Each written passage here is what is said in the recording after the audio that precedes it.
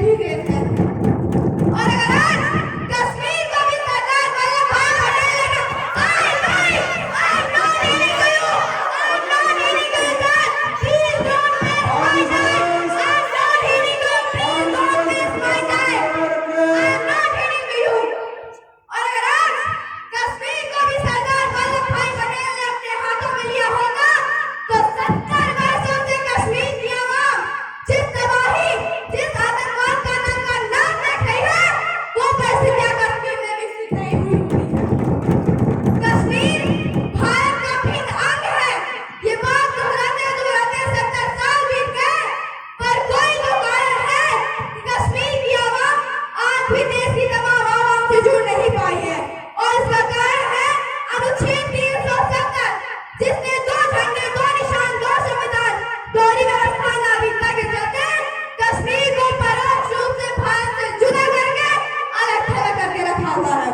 हमारे गृह मंत्री जी ने इस बात को सदन में विस्तार से बताया कि कैसे हमारे कुछ चुनिंदा कानून है जो वहाँ पे लागू नहीं हो पाते हैं, जिसमें राइट टू इंफॉर्मेशन भी हमारा एक कानून है जो वहाँ पे लागू नहीं हो पाता। और राइट टू एजुकेशन को तो माननीय गृह मंत्री जी ने बताया कि वहाँ के चुनिंदा राजनीतिक परिवारों की ही इच्छा नहीं है कि वहाँ के छोटे छोटे बच्चों को शिक्षा मिले, और वहाँ के अनुसूचित जाति जनजाति के पिछड़े वर्ग के जो लोग हैं उनको भी राजनीतिक रूप से आरक्षण का लाभ मिल सके। यहाँ तक कि संविधान का 73वां और 74वां जो संशोधन था वो व्यवस्था भी लागू होने में बहुत लंबा समय लगा है। ये 35A है जिसके कारण अगर अन्य राज्य में रहने वाला नागरिक कश्मीर में संपत्ति बनाया जाता है तो उसे कोई अधिकार नहीं है, और अगर कश्मीर में रहने वाली बेटी किसी अन्य राज्य में रहने वाली नागरिक से विवाह कर लेती है तो वो जिस मिट्टी में जन्मी है, पली है, बड़ी है, उसे वहीं के लिए अछूत मान लिया जाता है और उसकी नागरिकता को खत्म कर दिया जाता है। आखिर ऐसी कौन सी मजबूरी है महोदय कि जिस व्यवस्था को हमने टेम्परेरी एक अस्थायी व्यवस्था के रूप में लागू किया था उसे हम बर्दाश्त करते आ रहे हैं। आदर्श महोदय को 4 मिनट हुए। नहीं, अधिकारियों को आपने 7.5 मिनट का समय दिया सर। मैं भी 2 मेंबर पार्टी हूँ सर, मुझे समय से आप भेदभाव नहीं कर सकते। माननीय सदस्य, मैं आप सभी माननीय सदस्यों से आग्रह करता हूँ, कभी भी आतंक को चुनौती मत दिया करो।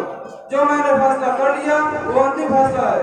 इसको कितना समय मिलना चाहिए इसका मुझे फैसला करना है। माननीय सदस्य प्लीज।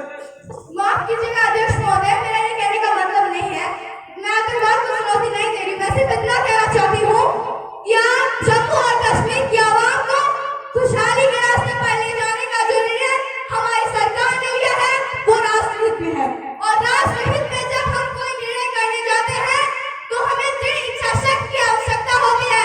वही दृढ़ इच्छा शक्ति जो सरदार वल्लभ भाई पटेल ने दिखाई थी जब 565 रियासतों का विलय करके भारत का राज्य बनाया था, और उसी तरीके का कमिटमेंट और रिजॉल्व हमारे देश के प्रधानमंत्री और गृह मंत्री जी ने दिखाया है।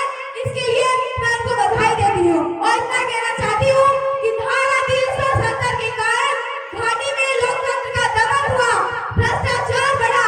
अन्य राज्यों की अपेक्षा अब कश्मीर राज्य को बड़ा बड़ा पैकेज देते रहे लेकिन उनका विकास नहीं हुआ। जम्मू और कश्मीर की आवाम विकास चाहती है, खुशहाली चाहती है, कुछ चुनिंदा राजनीतिक परिवारों के बंधक बनकर रहना नहीं चाहती है। इसलिए सरकार का जो फैसला है उसके लिए मैं पुनः आपको बधाई देती हूँ और इतना कहना चाहती हूँ कि आपका एक फैसला सिर्फ भारत के भूगोल को ही नहीं बल्कि भारत के इतिहास को बदलने जा रहा है। धन्यवाद। श्रीमती पूनम महाजन जी।